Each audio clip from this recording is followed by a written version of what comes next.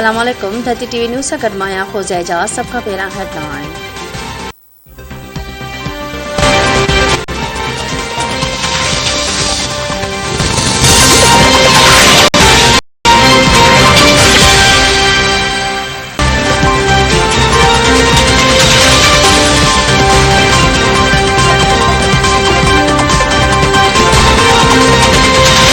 Party वज़ीर आज़म जो नालो सीएल में विझण ऐं स्पीकर खां इस्तीफ़ा जो मुतालबो करे छॾियो। पीपल्स पार्टी अॻवान शेर रहमान, फैसल करीम कुंटी ऐं नवीद कमर प्रेस कॉन्फ्रेंस कंदे चयो आहे त सद कैसर इस्तीफ़ा ॾे ॿी सूरत में ख़िलाफ़ एतमादी गिरफ़्तारी वेंदी। वज़ीर आज़म ऐं हुकूमती मेंबरनि जा नाला एग्ज़ीक्यूटिव कंट्रोल लिस्ट में शामिल कया वञनि। शेरी रहमान चयो आहे त हुकूमत मुल्क खे जंग जो मैदान बणाए छॾियो आहे। हुक्मरान सियासी जंग हाराए मुल्क खे कंहिं ॿिए पासे वठी वञणु चाहिनि था। इमरान ख़ान इक़्तिदार बचाइण लाइ कुझु बि करण लाइ तयारु आहे। हिकु वज़ीर चई रहियो आहे त हू आपघाती बमबार बणजण लाइ तयारु आहे। हाणे त IMF बि गॾु हलण खां इनकार करे छॾियो आहे। क़ौमी असेंबली जे स्पीकर खे न्यूट्रल हुजणु घुर्जे। हुकूमत जी उबती ॻणप बि हाणे ख़तम थियण वारी आहे। फैसल करीम कुंडी चयो आहे त समुंड पार पाकिस्तानियुनि खे बेवकूफ़ बणाइण जी कोशिश कई पई वञे। नवीद कमर चयो आहे त स्पीकर खे कंहिंजो बि वोट रद्द करण जो को बि इख़्तियार नाहे। जमहूरियत त हलंदी आहे जॾहिं कानून हुजे।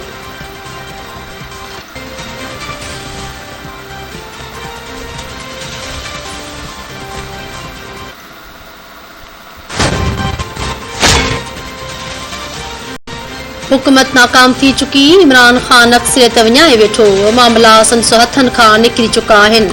PTM सरबराह मौलाना फजलुर रहमान डेरा इस्माइल खान में मीडिया सां ॻाल्हाईंदे चयो आहे त इमरान ख़ान बेनकाब थी वियो आहे। खेसि मख़सूस एजेंडा तहत पाकिस्तान आंदो वियो। PTI जे फूकणे मां सुई लॻण जी देरि आहे। वज़ीर आज़म जूं जेकी दुड़कियूं लॻल आहिनि इहे संदसि वाइड़ा आहिनि। मुल्क में शफ़ाफ़ चूंडूं करायूं वञनि। इमरान ख़ान पंहिंजे इत्तेहादनि जो एतमाद बि विञाए वेठो आहे।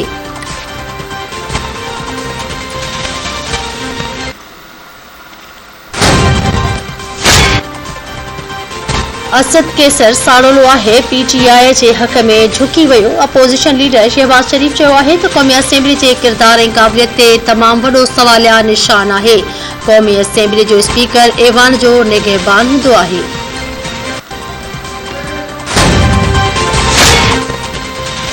वफ़ाक़ी हुकुम जो इत्तेहादी MQM सां ॿीहर राब्तो। गवर्नर इमरान इस्माइल अॼु राति 8 वॻे MQM जे मर्कज़ बहादुराबाद ईंदो। ज़रियनि मूजिब गवर्नर सिंध MQM अॻवाननि सां बेएतमादी न थई ॿियनि मामलनि ते ॻाल्हियूं कंदो। इमरान इस्माइल MQM अॻवाननि खे वज़ीर आज़म जो अहम पैगाम बि पहुचाईंदो।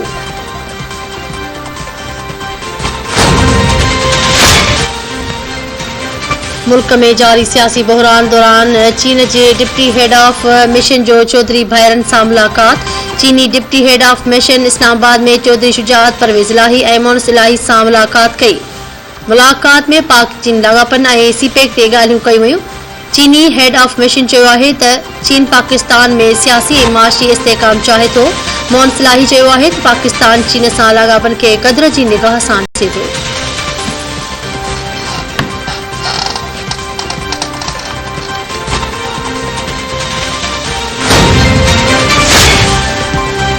हुकूमती इत्तेहादनि हुकूमत खां धार थी अपोज़िशन जो हिसो थियण जा इम्कान वधी विया। मुख़ालिफ़ धुर पंजाब जे वॾी वज़ारत लाइ चौधरी फज़ल इलाही खे ग्रीन सिग्नल ॾेई छॾियो। मुस्लिम लीग काफ MQM बलूचिस्तान अवामी पार्टी ऐं GTA पारां बेएतमादीअ वारी रिथ में अपोज़िशन जो साथ ॾियण जा इम्कान वधी विया। ज़रियनि मूजिब चारई पार्टियूं क़ौमी असेंबली जे इजलास लाइ समन वारे ॾींहं खे गॾियल प्रेस कॉन्फ्रेंस करे बाज़ाब्ता तौर ते ऐलान करे छॾींदियूं।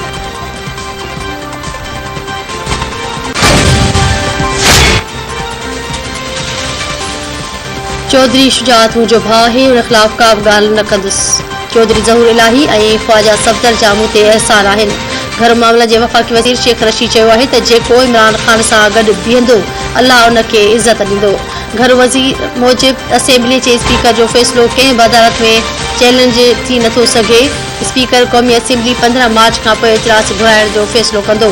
15 मार्च खां पोइ इमरान जी पोज़ीशन वधीक बहितर थी वेंदी।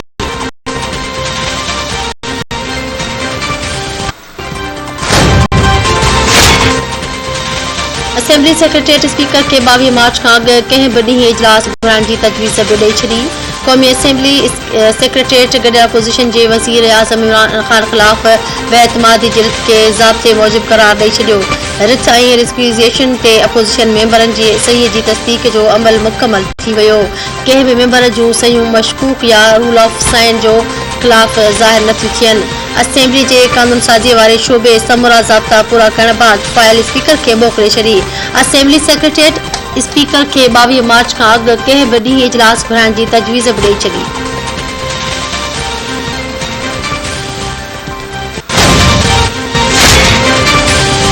हुकूमत सां गॾु रहिजे या न, मुस्लिम लीग काफ अॼु फ़ैसिलो करे छॾींदी।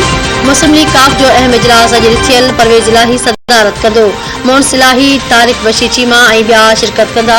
काफ लीग सरफराज चौधरी शुजा चयो आहे त बेएतमादी रिथ जे मामले ते संदसि पार्टी कंहिं बि बुॾतर जो शिकार न आहे। अॼु जे इजलास में क़तई फ़ैसिले जो इम्कान आहे।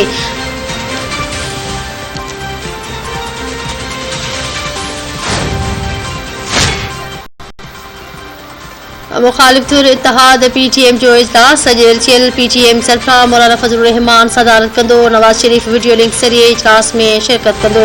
पीडीएम में शामिल पार्टियुनि जा सरबराह शिरकत कंदा। बेएतमादी रिथ जी कामयाबी बाबति अहम सलाह मशवरा कया वेंदा।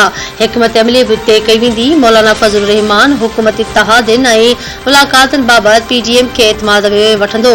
अपोज़िशन लीडर शहबाज शरीफ महिमान जे मान में राजसी मानी जो बंदोबस्त बि कयो।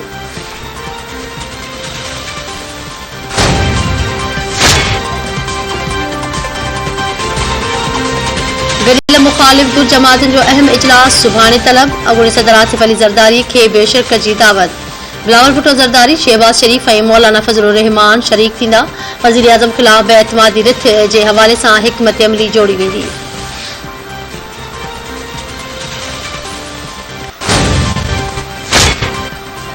वज़ीर आज़म इमरान ख़ान जी सदारत हेठि बेएतमादी जी रिथ बाबति सलाह मशवरे लाइ सीनियर क़यादत जो बनी गाला में इजलास। अपोज़िशन खे भरपूर अवामी ताक़त ॾेखारण जो फ़ैसिलो। ज़रियनि मूजिबि अॻुवाणनि खे बेएतमादी वारे रिथ वारे ॾींहुं वॾे पैमाने ते अवाम आणण जूं हिदायतूं कयूं वयूं।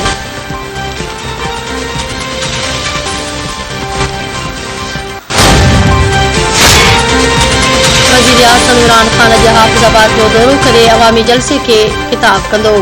ज़रियनि जो मूजिबि वज़ीर आज़म तरक़ियाती पैकेज जो बि ऐलान कंदो।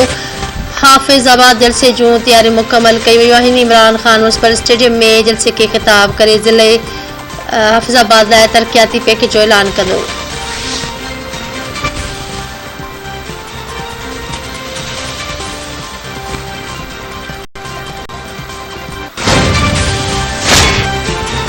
प्रधानमंत्री जो कुटुंब हुकूमत केराइण चाहे थो। न वज़ीर आज़म जे उम्मीदवार जो नाओ निशान आहे, न ई पंजाब जे वॾे वज़ीर जो। समाज जे वफ़ाक़ी वज़ीर फवाद चौधरी चयो आहे त अपोज़िशन जो मक़सद रुगो कैसनि खां छुटकारो आहे। पाकिस्तान जो रुगो हिकु ई लीडर इमरान ख़ान आहे। अपोज़िशन वारा समूरा ताश जा पता आहिनि।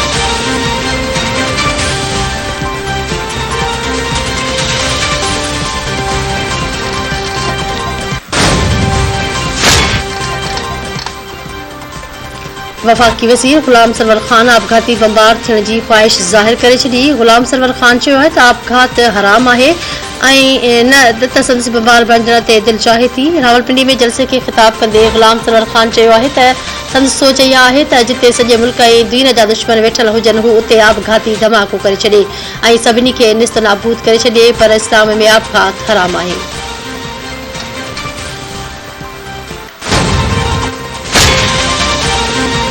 भरिसां रोड हादसे में 3 ॼणा हयाती विञाए वेठा। किप रोड ते मुसाफ़िर वेन ऐं मोटरसाइकिल में टक्कर थी पियो। हादसे में वेन सवार 1 ॼणो 2 मोटरसाइकिल सवार फौत थी विया। इतलाह ते पुलिस पहुची मढ़ई अस्पताल मुंतक़िल करे छॾिया।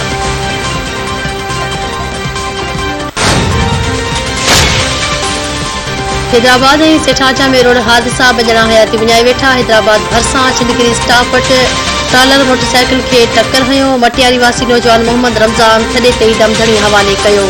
सेठाजा भरिसां मेहरापुर रोड ते कार ऐं मोटरसाइकिल में टक्कर में शान आराई दमधणी हवाले कयो।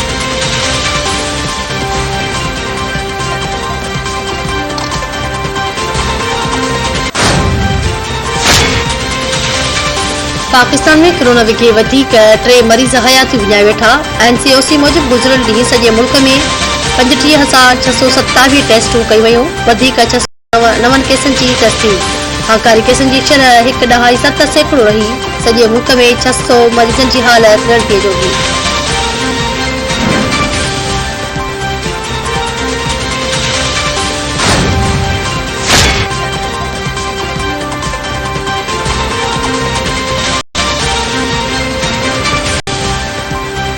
कराची में सामूंडी हवाऊं घुलण बंद थी वयूं। गर्मी में वाध अची वई। मौसमियात खाते जो चवण है त सामूंडी हवाऊं रुकियल आहिनि, जंहिं सबब शहर में अॼु बि गर्मी जी शिदत वधीक रहंदी। कराची में गुज़िरियल ॾींहुं वध खां वधि गर्मी बंद 38 डिग्री सेंटीग्रेड रिकॉर्ड कयो वियो हो।